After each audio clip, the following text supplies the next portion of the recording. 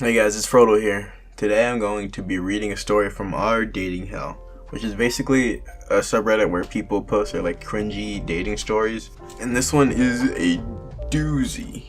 Anyway, I'm not going to read the title or the disclaimer or anything because it kind of ruins the story. So you guys will experience all the details as they come. Let's get started.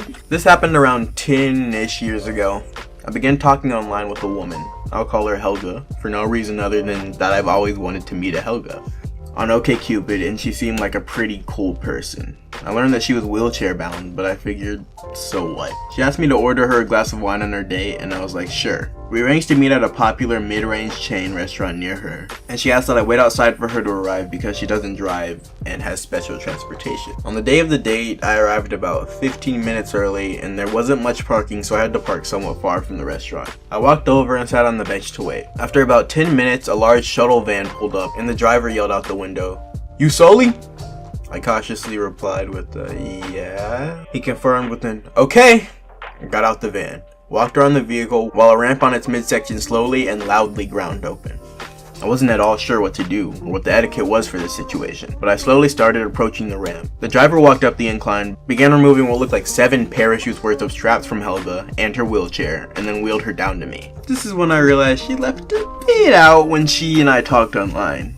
While I knew she was wheelchair bound, she didn't divulge that she had very little bodily autonomy, as well as other factors that I'll explain as they become relevant. I greeted Helga and asked how she was in the usual small talk. The van driver yelled that he'll be back in 2 hours and left. Then I wheeled her into the restaurant, as her wheelchair wasn't able to be moved under the occupant's power. That is, the wheelchair wasn't motorized, nor did it have anywhere to grip the wheels. I mention this because as a result, I had to pathetically and clumsily maneuver the both of us through the restaurant's large double doors, preferably without letting a door hit Helga or her chair. All the while, a family stared blankly at us and oh so kindly did nothing to help. Throughout the awkward attempt to enter a building, Helga said absolutely nothing. But hey, we made it in. Smooth sailing from here on, right? The restaurant's greeter welcomed us and escorted us to the table that was located fairly central to the dining area. This is relevant. The greeter removed one of the table's chairs, and I pushed Helga into place and awkwardly tried to help her take her coat and gloves off. Helga didn't touch the menu, so I asked if I could help at all. She didn't reply, or even acknowledge that I spoke. After an awkward pause, I opened my menu and started looking through it. I should say I'm one of those people who easily gets analysis paralysis, and I take an annoyingly long time to decide most anything. Anyway, while I was browsing the menu, I noticed Helga staring at me, the pressure from which added to my indecisiveness. The server came by and asked if we'd like a drink to start out with. Helga abruptly and loudly exclaimed, "I want the chicken Caesar salad!" This caught me off guard. Rattled, I panic ordered some type of salad and soda water.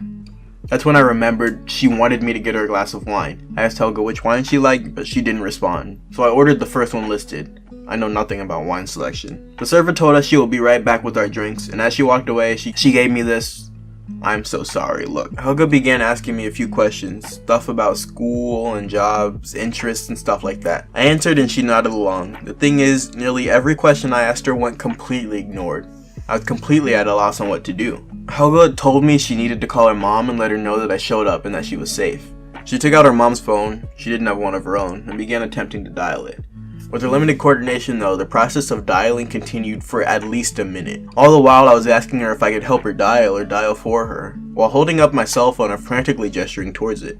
I was ignored again, but thankfully she managed to get a hold of her mom and talk to her for maybe 20 seconds. Our drinks and food arrived, and I noticed that Helga is struggling to grasp the narrow stem of the wine flute. I asked Helga if she would like a different cup for her wine, but she didn't reply. About 10 seconds of her struggling went by, then she asked me to ask the server for a different cup. I called over the server when she next passed by and requested a children's cup and a straw. My thinking was that if she does knock it over, at least there won't be any glass shards to worry about. Again, as the server walked away, she gave me a look similar to what someone might give a puppy that they want to adopt but just aren't able to at that time. Once our meals arrived, I felt relieved to have something to distract from the awkwardness. While crunching away at some form of foliage, I looked up from my plate and noticed Helga maneuvering her fork over her salad, much the same way as one of those coin-operated prize games with the claw that hovers above a bunch of cheap crap before being lowered to a selective target, which in this case is salad greens. I totally understood that this method of fork handling was a result of her poor coordination, but that didn't make it any less surreal. Helga began asking me a series of personal questions. I believe she was trying to assess my intentions. Still though, she wouldn't acknowledge anything I asked, as I attempted to engage her in this conversation. I also had to consciously force myself to eat as slowly as possible because I didn't want to finish my salad 30 minutes before she did. Then it happened. Well, the first of a series of its happened.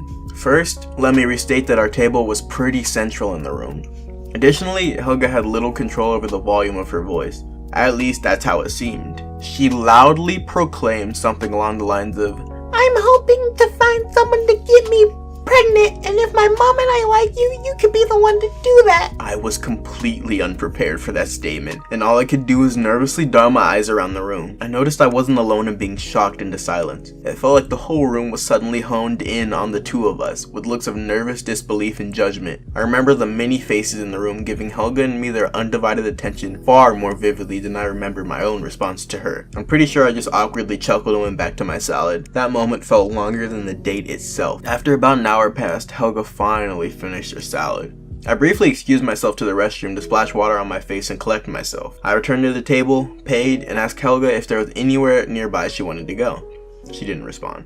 After pointlessly repeating myself a few times, I gave up and walked over to her to help her put her gloves and coat on. Tink! Over went the wine cup as Helga's arm lifted to go in her coat sleeve. I kid you not, the wine spilled nowhere, except on her lap. Shit, I thought, as I grabbed the cup as quickly as I could so that it wouldn't completely empty under her. "It's okay," I said in what I imagined was a completely non-reassuring, panicky tone. My gaze darted about looking for some sort of solution. I saw a stack of napkins, grabbed them, and began patting her lap dry in the most non-provocative way I could. You know, using a thick wad of napkins, staring off into the middle distance, and being completely silent. This, of all possible moments, is when her mother entered the restaurant and walked over to us.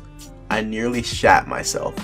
Surprisingly, her mother was completely understanding. Also surprisingly, her mother began talking to me as though Helga wasn't present. Wow, most guys have left by now. Some who stay are just hoping for sex.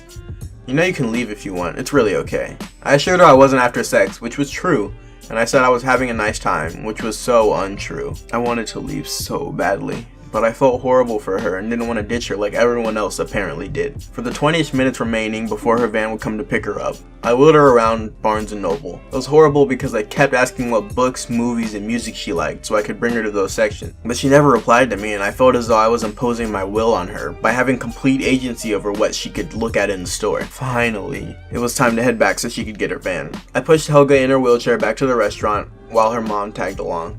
Helga asked me where I parked, and I explained that I parked somewhat far away because the lot was full. Helga's mom insisted that there wasn't time to go see my car, and Helga began screaming, "I want to see his car! I want to see it! Let me see it!"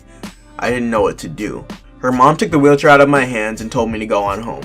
For the whole of the hour drive home, I sat in complete silence, my brain replaying parts of the date in an attempt to process the events of the last 2 hours. The following day, I got a message from Helga thanking me for the date and asking for a second one. I asked her why she ignored nearly everything I asked her.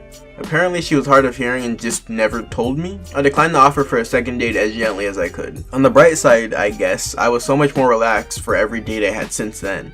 Even the one where my date got arrested. After all, how could a date possibly go worse? That's a literal nightmare. It's just so tough. And the fact that like you were basically talking to yourself the whole time because she couldn't hear you, it's just so unfortunate. That has to be one of the most awkward, terrible dates I've ever heard. But it's good you got through it, and yeah, on the bright side, no date will ever go worse, so you can be a little bit more relaxed, a little bit more, you know, at ease, considering that at least she's not yelling loudly in the middle of the restaurant that if she and her mom likes you that you can get her pregnant. At least you know that's not going on. But I don't know, I hope she's doing okay. But anyway, yeah, that's the end of the video. That was our dating hell. I'm probably gonna do more from the subreddit because it's just so surreal, so cringy. Anyway, if you liked the video, give it a like.